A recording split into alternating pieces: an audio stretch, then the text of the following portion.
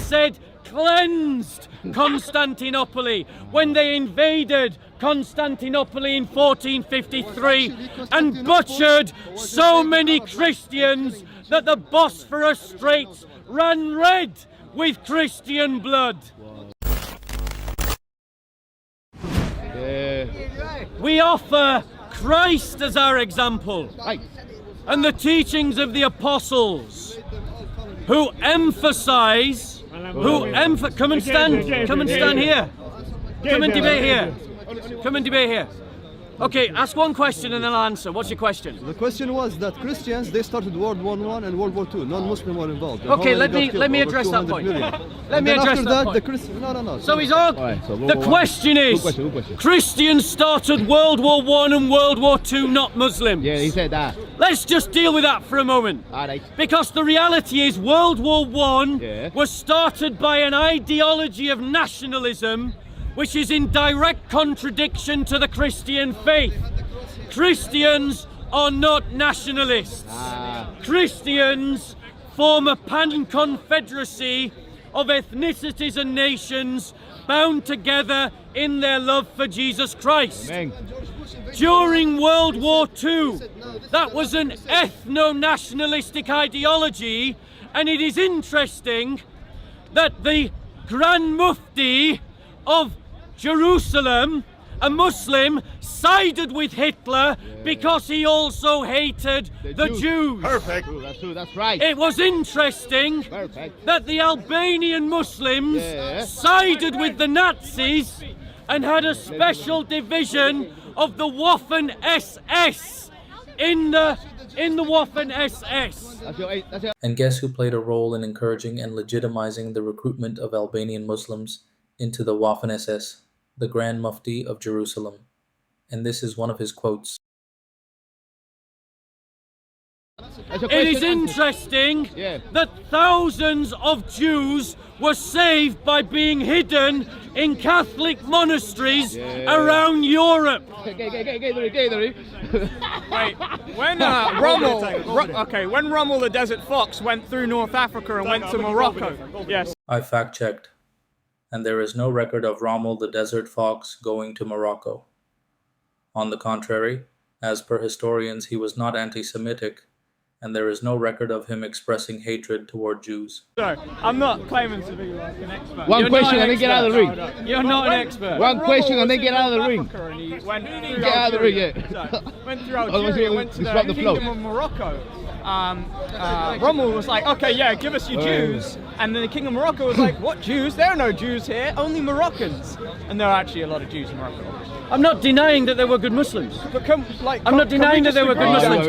But the point that this brother was making, because you weren't listening, the point that this brother was making, he was trying to criminalize Christians because of World War I and World War II, whilst ignoring the nuances and the complexities of the issue. You can't generally stroke a complicated issue like World War I and World War II. I'm not denying that there were good Muslims.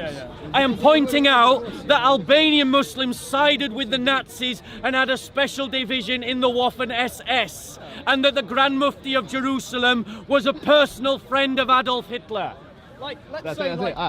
Whereas the Pope of the time condemned the influence of National Socialism on the practices of the Church. So, I think if, we're living in a proper Christian country under Christian laws... We don't? Yeah, I know, but let's say we were. Would people be allowed to criticize Christianity and, leave and, practice non-Christian acts? Or is that Christian haram? There's no injunction. Will there be freedom in your... There is no injunction within the Christian faith calling for the punishment of those who criticize the Christian faith. Hold on no, don't tell him to be quiet. You're not the dictator here. I'm talking to you, bro. So there's no injunction within the Christian faith. Notice the supremacist is telling you to shut up in the park.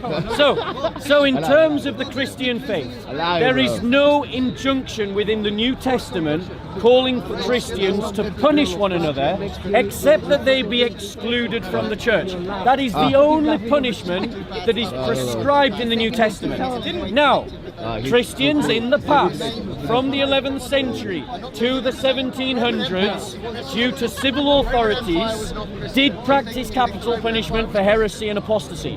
However, before the 11th century and after the 1700s, Christians were arguing against such practices. I mean, while they was arguing, didn't Queen Elizabeth, I think burnt Catholics alive? Yes, I know. Like, What period was that, bro? I know it was before the Was 11th that between the 11th century and the 1700s? There you go. So I'm not telling you anything you don't already know. But show me. But the difference is, this is why my criticism of Islam is legitimate.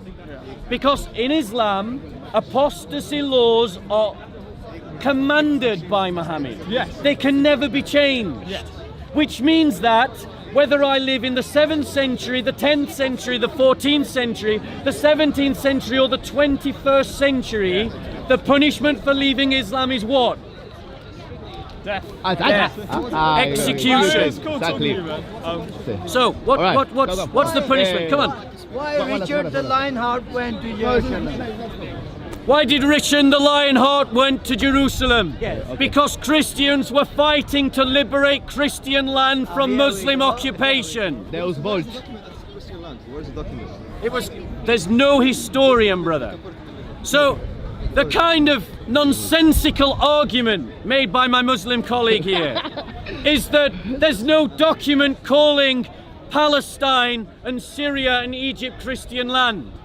They were Christian majority countries when Muslims invaded them. Who made them Christian? The Roman And Empire, Christians Christians in the Crusades were fighting to liberate Christian land from Muslim occupation. There was bolt. Actually, Christianity spread in the Middle East by the sword, by No. the Roman Empire, Not true. which was made by Constantine in Constantinople. When did Christianity start? And thank God we have cleansed now When did Constantinople and all of Christianity the Turkey start? From your dirt. When did cleansed, he says. Cleansed, he says. This is the supremacist narrative that exists in too much of the Muslim community.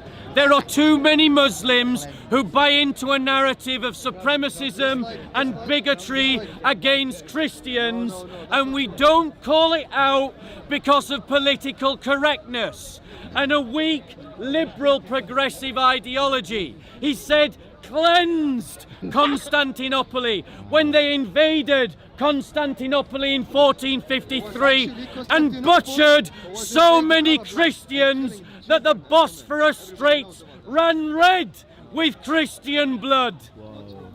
Now he said Christianity was spread by Constantine by the sword. Yeah, he said that. That is a lie. I suggest that he reads the works of Dr. Bart Ehrman, who talked about how Christianity became a world religion. How did Christianity, by the time of the conversion of St. Constantine, had become 50% of the Roman Empire, and that was not with the use. I'm answering your question. Just answer that question. I am answering your first question. Forget Have about the some first manners. question, No, go to the last question. now he wants me to forget about the Because first this question will show you. Why the does he lies. want me to forget about the first question? Why, Bob? Because Just it answer will this show question. Just answer. how Did ignorant the he Roman is. Empire And he is an invade ignorant England or man. not? He is an ignorant man. Answering the question.